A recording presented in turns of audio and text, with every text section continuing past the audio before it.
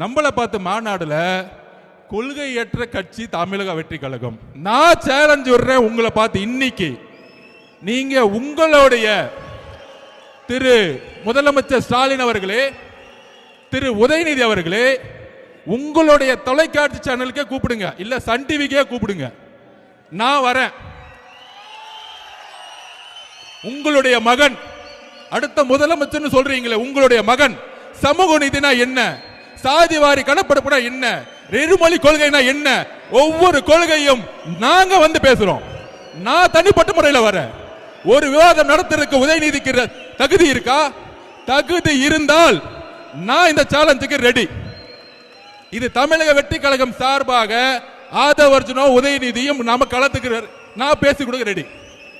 அப்படி ரெடி இல்லைன்னா தமிழக வெற்றி கழகத்தை பார்த்து கொள்கை தெரியாத ஒரு கட்சின்னு சொல்லாதீங்க. இன்னையோட பயந்துட்டு வீட்டை விட்டு வெளியே வராதீங்க.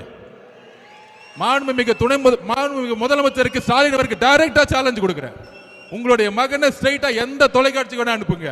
கொள்கை ரீதியான எல்லா கேள்விகளுக்கும் அவர் என்ன வேணா என்ன பார்த்து கேட்கட்டும், நான் என்ன வேணா கேட்கிறேன். தைரியம் இருந்தா பதில் சொல்லட்டும். ஒருவேளை நான் தோத்துட்டு அரசியல் விட்டு போயிடுறேன், அரசியலை விட்டு அன்னைக்கே ரிசைன் பண்ணிட்டு போயிடுறேன்.